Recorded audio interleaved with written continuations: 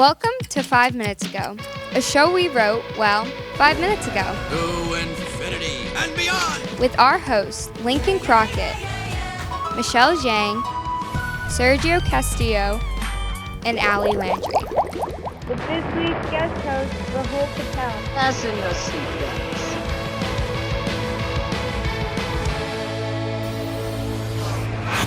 Hey everyone, welcome to 5 Minutes Ago. And a special welcome to our guest host this week, Junior Rahul Patel. I'm very excited to be here. How's your year going so far, Rahul? I'm not gonna lie, I've been missing the old building a lot this year, especially the duct tape on the ceilings. But I'm very excited for the upcoming break. Awesome. I hope everyone is excited for this break. I have big plans with David right here. I'm going to take him on a field trip. And now let's move on to the announcements.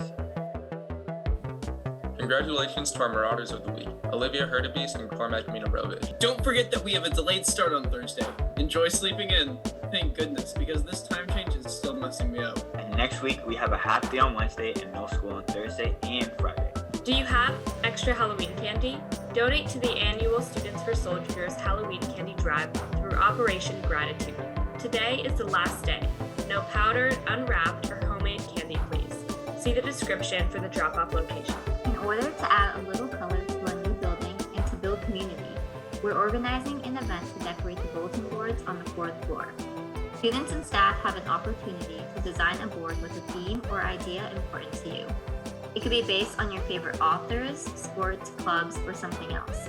Proposals will be subject to approval by Ms. Hurtubise and Ms. McDevitt. Please fill out the form in the description to propose an idea.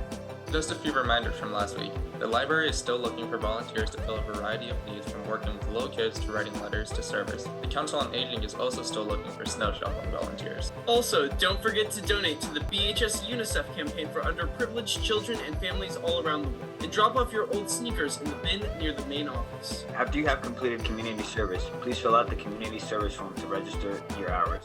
You can either deliver a hard copy of this form to your guidance counselor or email it to your counselor. And now, for sports announcements. Senior diver Amelia Santos placed 4th in the state meet, finishing off a super successful season. Way to go, Amelia. Now that our fall sports are winding down, make sure you signed up for a winter sport.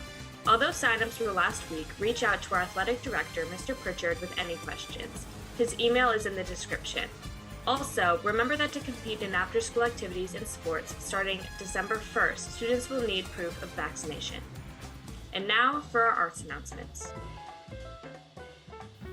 If you're not signing up for a winter sport, consider signing up for the musical.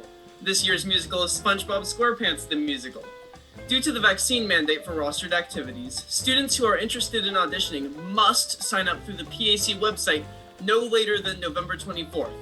Mr. Flam says if you don't sign up by then, an underwater volcano will awaken and very selectively erupt onto just your house. So please sign up. Use the link in the description.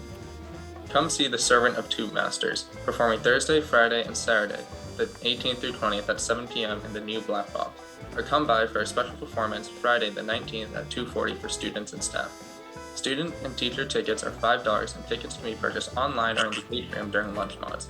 Shows will likely sell out. See the description for the link to purchase tickets.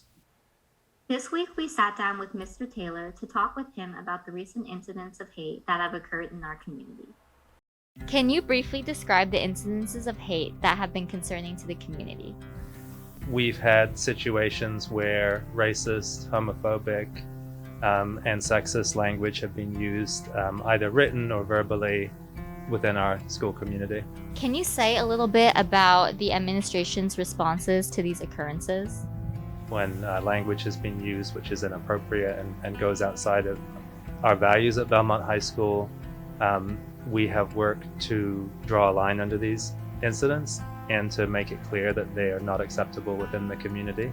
We've worked with students involved who've chosen and made these decisions to come up with appropriate consequences. Our goal has been to be transparent within the community and to let people know what happened and give as much information as we can. And also our goal has been not to create a cancel culture within the school where people need to be able to move on from their mistakes and have appropriate consequences and reflect and learn and think and remain as part of our community. There are people in the community who do not feel that the administration's disciplinary response has been strong enough. How would you respond to that concern? I've heard that concern, and our goal is to move away ultimately from punishments like suspensions, because I don't believe that that's the best way of changing behavior.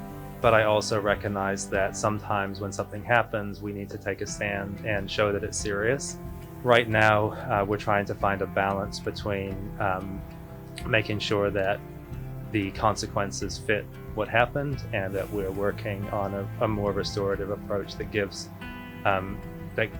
students an opportunity to rethink things and to rejoin the community.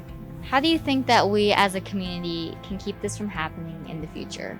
Michelle, that's a great question, and I believe that one of the ways that we can do this is to use student voice and use students more as part of this process, and creating more and better opportunities for students to really take the lead and work in partnership with teachers and administration to figure out how we move forward in a way that creates safe spaces for all of our students in the building. Thank you, Mr. Taylor, for sitting down with me to talk about these important issues. Last week, we asked you which Hogwarts house is the best, and we got some great responses. Here are our top 3. At number 3, can you name any evil Hufflepuffs?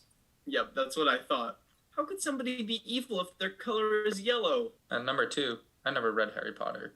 And at number 1, we have anywhere away from Harry. He scares me. We had a record number of responses to this poll this week, and it was pretty even split. 31% for Gryffindor, 27% Slytherin, 21% Ravenclaw, and 21% Hufflepuff.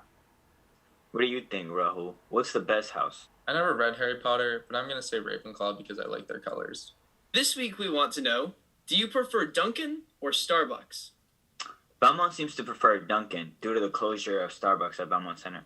I like Dunkin'. They always give me free water. And what do you think, Rahul? I would agree with the rest of Belmont and you. I definitely prefer Dunkin' over Starbucks. Well, we have some strong Duncan supporters on the show this year.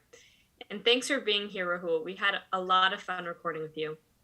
I've had a great time. Thank you. See you next week. Bye.